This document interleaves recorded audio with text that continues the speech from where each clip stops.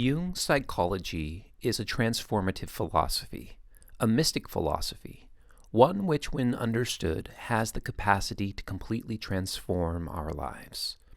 But this transformation does not come without a price. There are no quick or cheap fixes.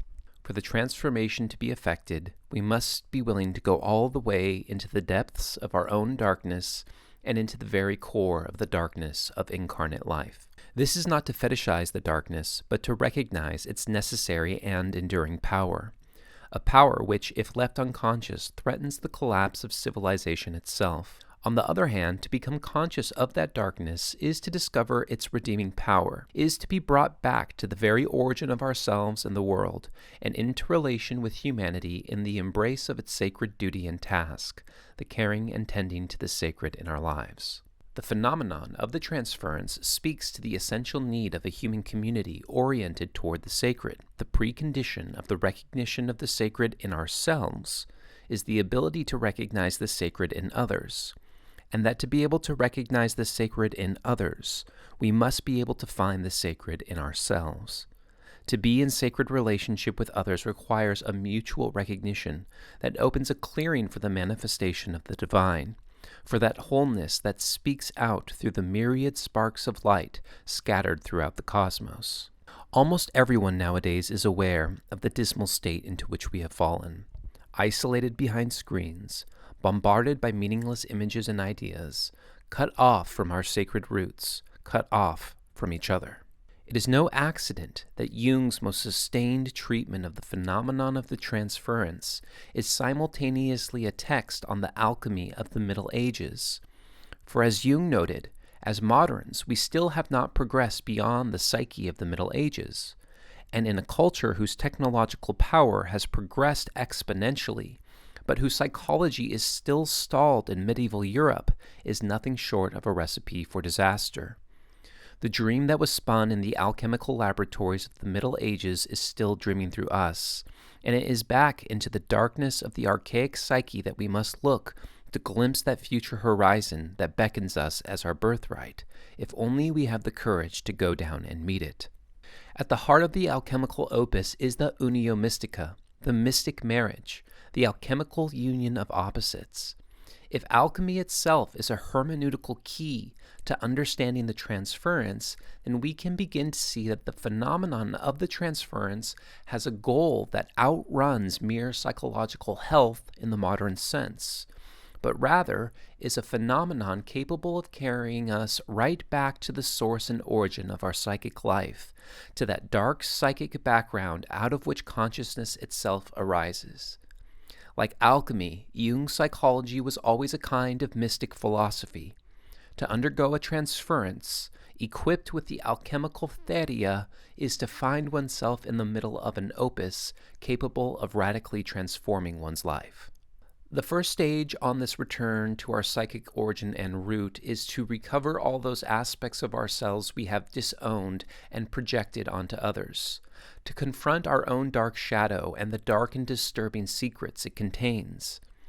Projection is the process by which an inner subjective content is passively and unconsciously invested in an outer object or event. Jung writes, projection means the expulsion of a subjective content into an object, such that the subjective content becomes alienated from the subject and is, so to speak, embodied in the object.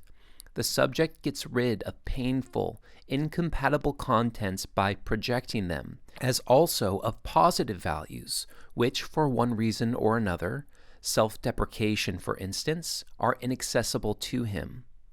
The unconscious projection dissolves instinctual identity between subject and object, establishing the object as the carrier of those disowned qualities in oneself, so that the pain of its recognition and acknowledgement as one's own can be avoided.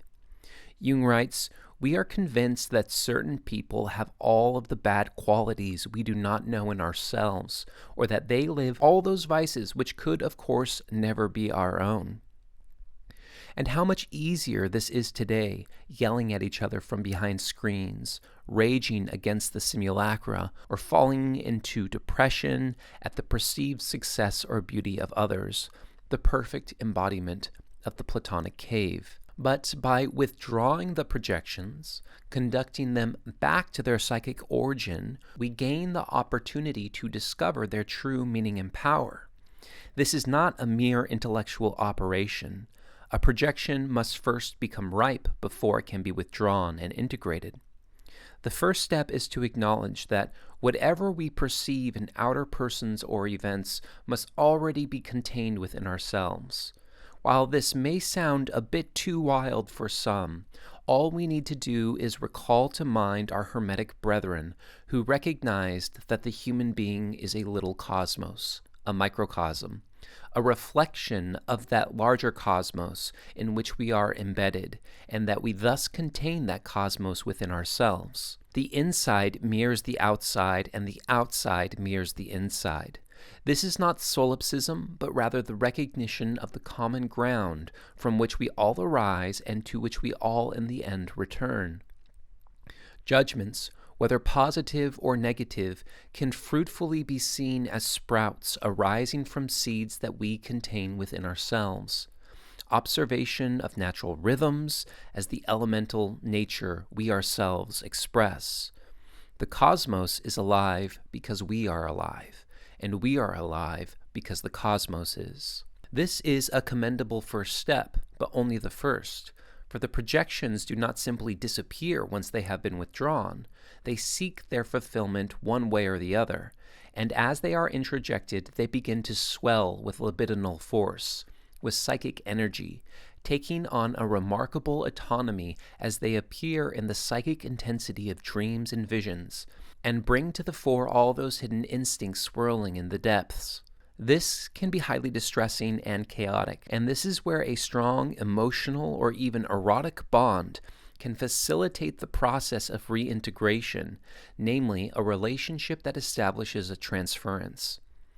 It is important to note at the outset that the transference need not be confined to consulting rooms and psychological theory, but is a ubiquitous phenomenon capable of taking place wherever a particularly strong emotional bond and resonance is established between doctor and patient, lover and beloved, master and disciple, magician and their familiar spirit, or alchemist and the materia upon which they worked. Nevertheless, Jung was a psychiatrist, and it is to the doctor-patient relationship that the explicit strata of his research is addressed. But with just a touch of intuition and feeling for the whole, we can begin to discern the shape of the transference across many domains and relational types. In the preliminary talks with the patient, the so-called anamnesis, it is possible for an unconscious identity to form between doctor and patient. This unconscious bond or affinity opens up a channel through which the projections can flow from patient to doctor.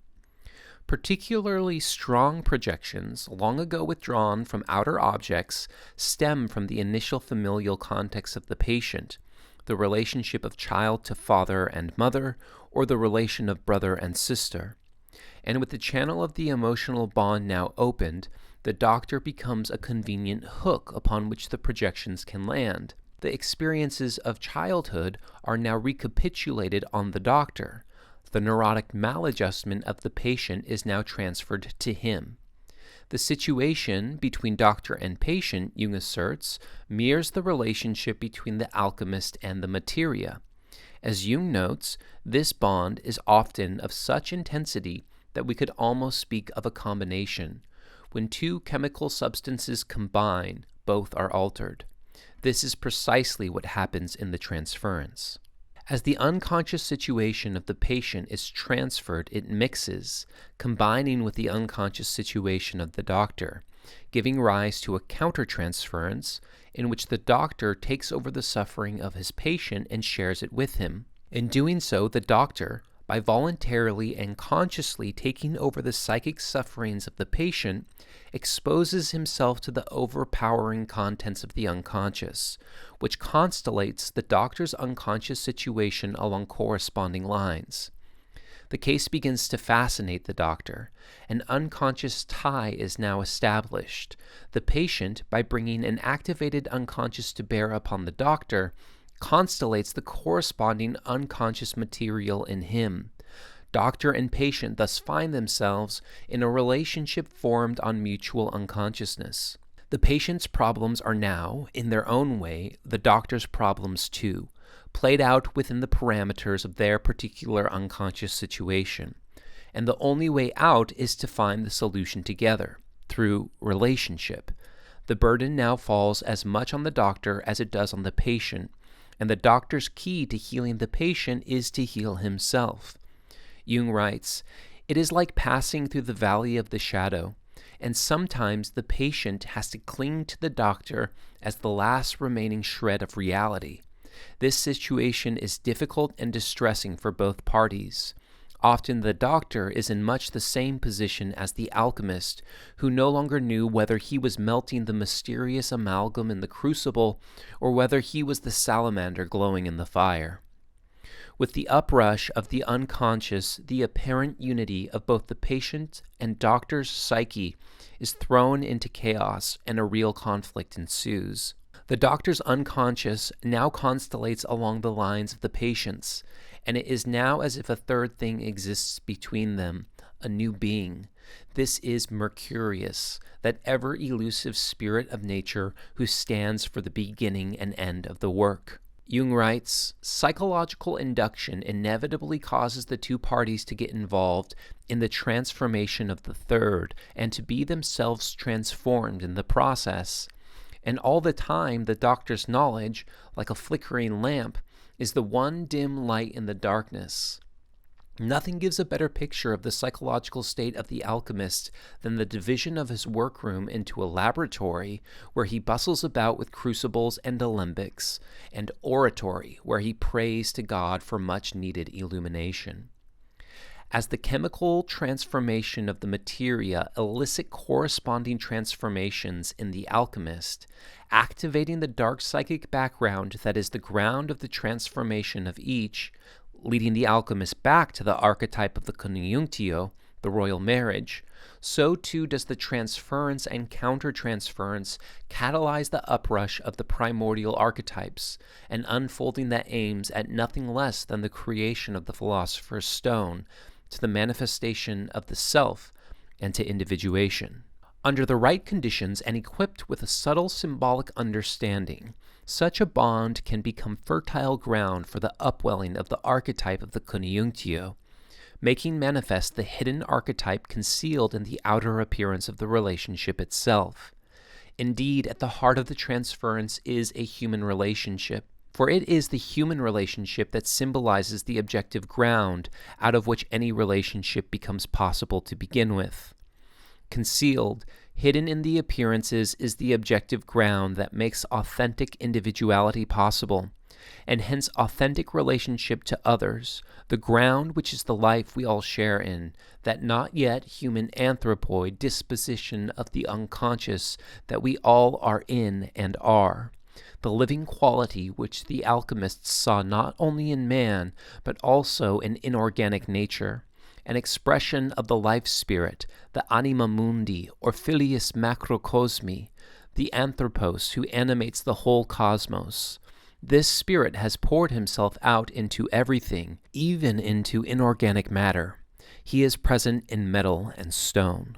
While often the mention of alchemy will conjure the image of the lone alchemist toiling away in their laboratory, it is not surprising, given the above, that in alchemy we often meet with a partnership between the alchemical adept and his sora mystica, the male alchemist and his feminine partner. While alchemy does appear to have been primarily the preoccupation of men, there is clearly also a tradition of working women philosopher alchemists. Theosebia, the colleague of the 4th century Greek alchemist Zosimos of Panopolis, Peronella Flamel, was the wife of the alchemist Nicholas Flamel, and figures prominently in the introduction of his Book of Hieroglyphic Figures. The Mutus Liber of 1677 gives an account of a man and a wife performing the opus together, while the 19th century English alchemist Thomas South worked with his daughter, Mary Ann Atwood, who would go on to write on Hermeticism and spiritual alchemy. In fact, spiritual partnerships seem to be a consistent and reliable motif in the life of many mystics. The material embodiment of the archetype of the conjunctio, one is brought to mind of Socrates' initiation into the mysteries of love by the enigmatic priestess of Mantinea, Diotima, or the visionary outpouring of the poetry of divine love that sprung from Rumi when he encountered that son who would literally turn his life inside out, Shams of Tabriz. As a human relationship is at the center of the transference, may not the process that unfolds in the transference symbolize the essence of relationship as such? Might authentic relationship be a route to that ultimate relationship, which is the primordial love between God and the human being?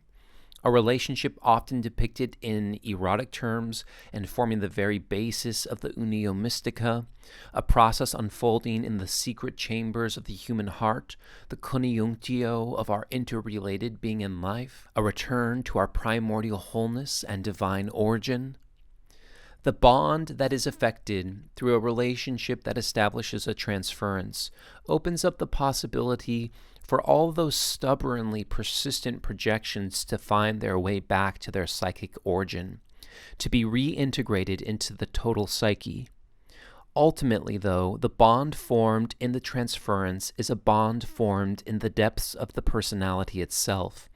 The conjunctio expressed in the relationship is a symbol of the conjunctio forged between the individual conscious personality and their own soul. But here it is important to recall that for Jung, the soul is not synonymous with the individual subjective dispositions, but is autonomous with a law all its own. He writes, "It is a clearly demarcated functional complex that can best be described as a personality, and it is to be distinguished from the persona or mask, which is a functional complex that comes into existence for reasons of adaptation or personal convenience, and which is exclusively concerned with the relation to objects. The mask that is in accord with social conventions and requirements, oriented to the expectations and demands of society, and by the social aims and aspirations of the individual, the number one personality, the spirit of this time. As the psyche is the totality of all psychic processes, conscious as well as unconscious, soul and persona represent distinct personalities within the total psychic structure, and while in certain extreme cases the split can become acute, in most the germ of such a disassociation exists, and thus constitutes an inner personality that stands in relation to inner psychic processes, and an outer personality that stands in relation to societal expectations and ambitions. This inner personality, the soul or anima, is in most cases largely, if not totally, unconscious. The anima is compensatory to the persona, meaning that the anima contains all those common human qualities which the conscious personality lacks. Jung writes, everything that should normally be in the outer attitude but is conspicuously absent will invariably be found in the inner attitude. The partiality of the conscious attitude is compensated for by the unconscious other, which makes its influence known from the dark inner depths, from the background and underground vaults of consciousness, but which also therefore points to the potential for the conscious realization of psychic totality, of the total individual, namely the self, an ongoing unfolding of the secret flower of the heart. Jung himself, or whatever moved through him at that time, memorialized this enduring human drama by carving into stone at his tower at Bollingen the following Greek inscription, the translation which reads, "Time is a child, playing like a child, playing a board game, the kingdom of the child. This is Telesphorus, who roams through the dark regions of the cosmos and glows like a star out of the depths. He points the way to the gates of the sun and to the land of dreams." Or was it the stone that was speaking? "I am an orphan, alone. Nevertheless, I am found everywhere. I am one, but opposed to myself. I am youth and old man at one and the same time. I have known neither father or mother, because I have to be fetched out of the deep like a fish, or fell like a white stone from heaven. In woods and mountains I roam, but I am hidden in the innermost soul of men. I am mortal for everyone, yet I am untouched by the cycles of aeons. In cases where there is an identification with the persona, which is most, the soul appears in contrasexual guise. A person outwardly identified as male constellates a correspondingly feminine unconscious, as outwardly identified as female a masculine unconscious. Whatever is needed for psychic wholeness, whatever the conscious personality lacks, is compensated for by the unconscious. The partiality of the conscious personality is fundamentally at odds with the unity and totality of the psyche, which is why the ingress of an unconscious content into consciousness can be experienced as an assault, even a death. The conscious personality must register and make room for another agency and power that disrupts the assumed authority of the ego, its conscious intentions and plans. But this disruption and death is precisely what is needed for the conscious personality to loosen its grip, to make room for the suprapersonal unconscious to come through. It is here that we get that widening and expansion of the personality characteristic of so many mystical states, a recognition of the illusory construct of the egoic personality. Jung refers to the unconscious soul image of a man as the Anima, and the unconscious soul image of a woman as the Animus. Autonomous complexes or personalities, the imaginal representation of living archetypes, subtly exerting their influence through all those secret byways of the unconscious, in dreams, visions, secret intimations of feeling and intuition, in sudden moods or stubborn opinions, and in whatever other way. Generally, an unconscious soul image will find an outer object or hook onto which it can be projected, a person or situation that becomes the object of intense love or equally intense hate or fear. For most, this process goes on totally unconsciously, but if the relationship can be founded upon the basis of psychological depth and mutual recognition, the projections can be seen for what they are, as the outward manifestation of one's own inner unconscious other, the mediator into the world of the collective unconscious, the personification of the unconscious itself, who can never be assimilated into a humanly attainable whole. Anima and animus, projected into a concrete human relationship, can, if consciousness of the process is maintained and nurtured, awaken the dark other half, who is the channel to the archaic world of the archetypes. Human relationship then becomes an opportunity for both to recover what the outer personality had buried and forgotten, the inner personality and soul image that connects us to the total psyche and hence to the self, to the philosopher's stone. But this goal, ever expanding into further depths, is not an easy one. As the alchemists state, it is a longissima via, the longest way, and passage through the valley of the shadow daunting, uncertain, and dangerous. The explosive quality of the activation of the unconscious that the transference produces brings to the fore all those hidden instincts swirling in the depths around the primordial image of the Conjunktio. The arrival of these images, these beings, throws one into nothing short of a religious opus, where what is at stake is the fate of one's soul. It is to be initiated into a profoundly meaningful order of being, and to begin to see one's own life and psychic development as integrally bound up with the sacred. The darkness that we then must face becomes all the more distressing. Through the alchemical theoria, we gain a way of listening to their demands, facilitating the process of integration, a mode of understanding that corresponds to the transformed mode of being to which they point. Instincts, Jung notes, are not static states, and the level upon which they are interpreted will determine the mode in which they appear, and hence the level of being to which they correspond. Armed with a hermeneutical key capable of manifesting what is latently hidden within them, the instincts take on a symbolic character, imaginative projections that point beyond the goal of immediate release to the goal of psychic totality and wholeness. The process, though, is fraught with danger and possibilities for misunderstanding. Jung writes that with the uprush of unconscious instincts, it is almost impossible to say what is spirit and what is instinct. Together they form an impenetrable mass, a veritable magma sprung from the depth of primeval chaos. Doctor and patient, lover and beloved, find themselves in a distressing and highly ambiguous situation where both high and low, light and dark, good and evil are thoroughly mixed. The erotic dimension of the unconscious uprush is undeniable, and with the projections stemming from the initial familial context now transferred to the doctor, partner, or beloved, the erotic valence of the relationship leads directly to a confrontation with the instinct of incest. Coiling around the primordial image of the mystic marriage is the dark, forbidden instinct of incest, which hints at a secret interrelation of evil to good and vice versa.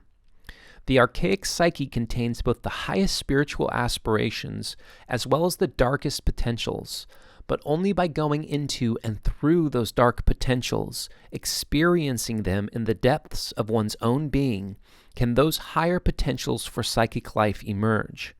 Driven into the background through millennia of social evolution and domestication, the eruption of these dark instincts are simultaneously the promise of the unfolding of a sacred order of being and the foreboding of an uncontrollable darkness that threatens civilization itself.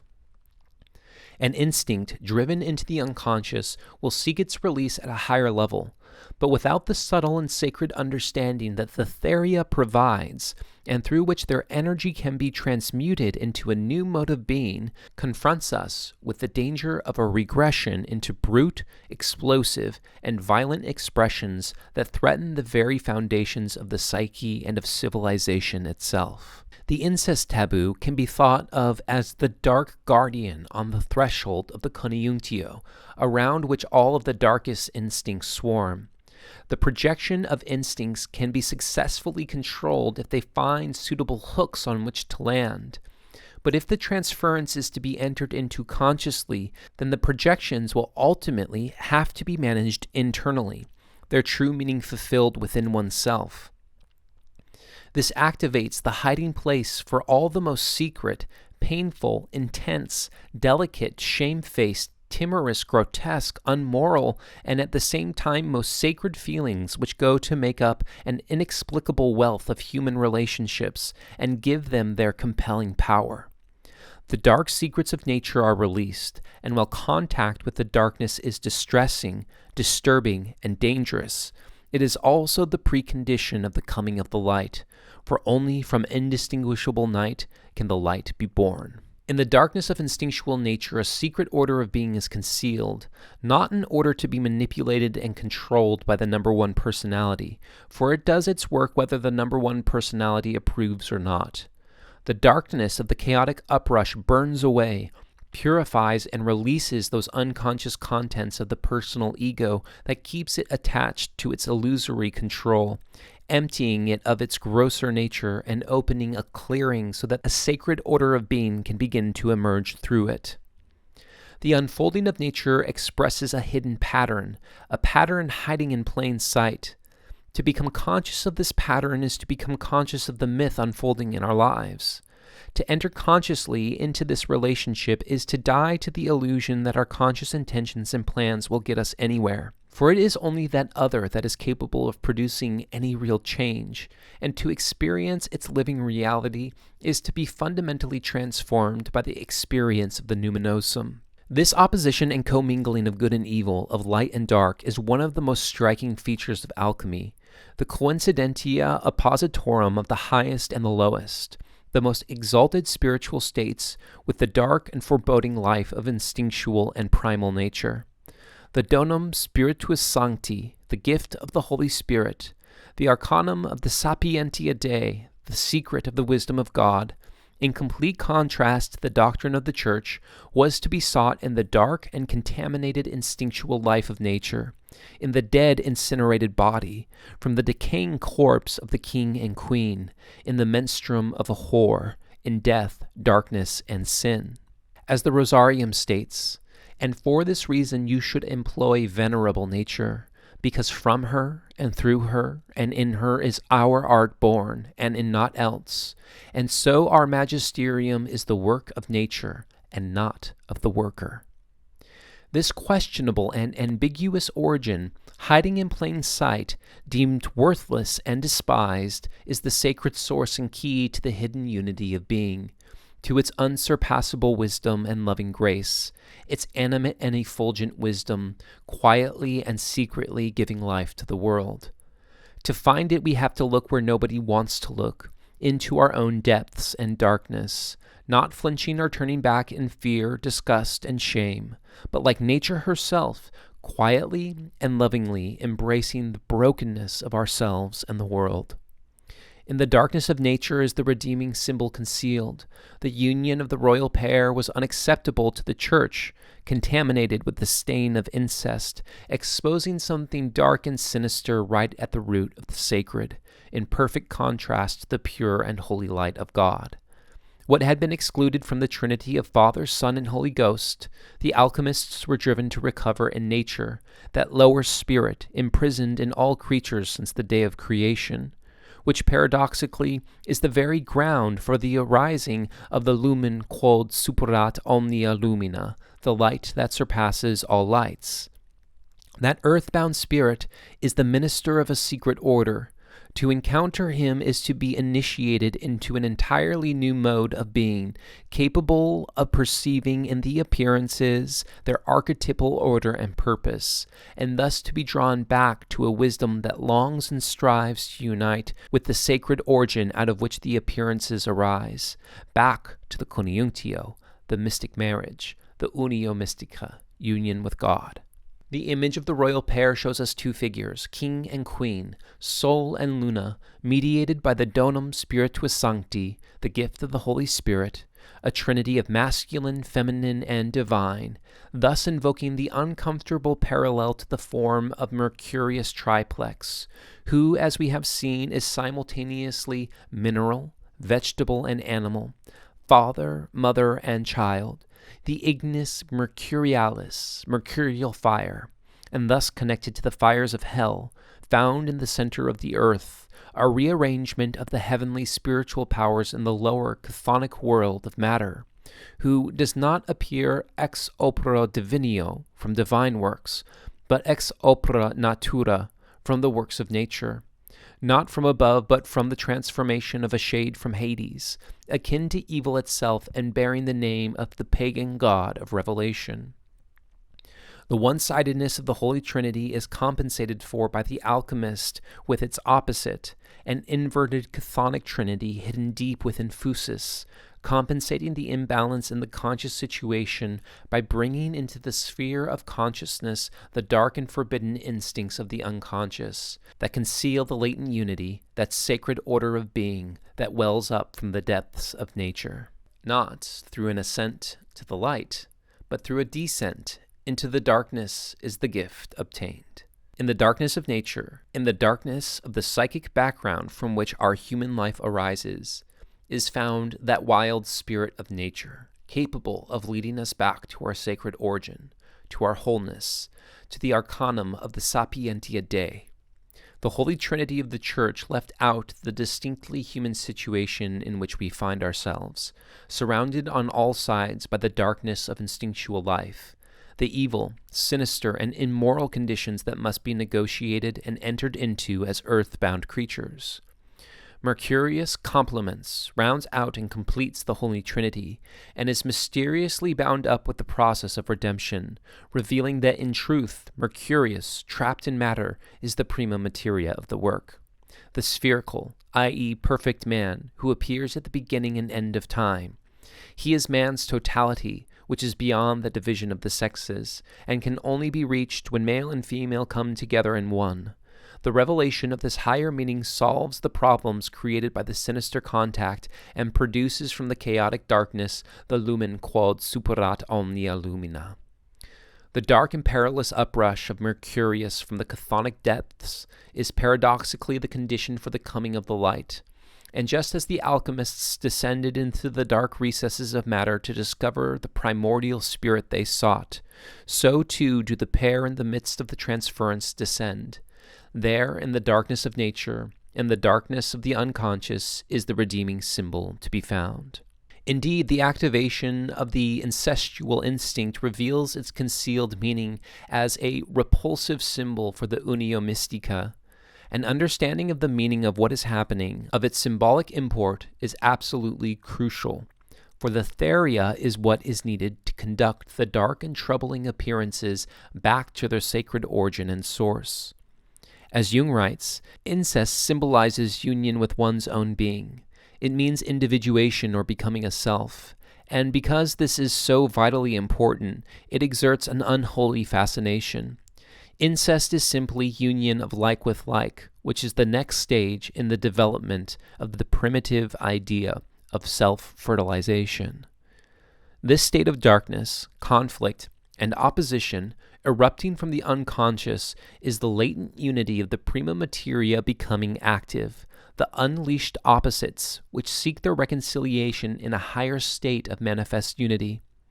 As the darkness is unleashed, a mode of understanding is needed that can pierce through the veil of the disturbing and repulsive images and lead the appearances back to their psychic origin, where their energy can then be redirected and fulfilled in a higher mode of being. But first, the darkness must show itself, the black shadow which everybody carries with him, the inferior and therefore hidden aspect of his personality. From here, a real and honest reckoning with the situation can begin. The withdrawal of the infantile projections leads to a heightened consciousness in which the true man comes to light. He is in very truth reborn from the psychological relationship, and his field of consciousness is rounded into a circle. As the transference unfolds between adept and sor mystica, between doctor and patient, between lover and beloved, the one's unconscious situation is transferred to the other and vice versa, embroiling both in a mutually unfolding drama that must be negotiated together. In doing so, the other onto whom the unconscious is projected becomes the vehicle for the discovery of his or her own unconscious other, opening a glimpse into the wholeness which they are. This mutual union in the spirit opens all the secret longings and byways of the soul, illuminating the authentic possibilities irradiating from the self. But the vision is only a fractalized glimpse of the lapis, a preliminary union that serves to effect an opening of the floodgates. Now all the dark and forbidden secrets are unleashed, and the black vapor spreads over the whole, corrupting it. Here is soul turned black, the incest taboo activated as the layers of repressed contents flow to the surface. The archaic instinct, its stark and sinister foreboding, must now be turned inward, back to the source from which it originated, there to be fulfilled at a higher level. The unholy sacrament is received, the depths opened into the archaic world of archetypal figures who are now encountered as autonomous beings to whom one is subject as the painstaking work of integration begins. From here, the instincts can be purified by becoming conscious. As the conscious personality releases its unconscious identification with them, the contamination of that mixture is burned off, and the primordial image, now autonomously active, can find its way back to the world of spirit from which it originated, there to be transformed. The projection of the contrasexual images and the fundamental tie with the instinct of incest points not backwards to a regression, but forwards to the integration of the personality, to individuation. The feminine soul of the adept, now restored to its autonomous condition, unites with the restored autonomy of the sor's masculine soul. King and queen, Sol and Luna, unite in the mystic marriage.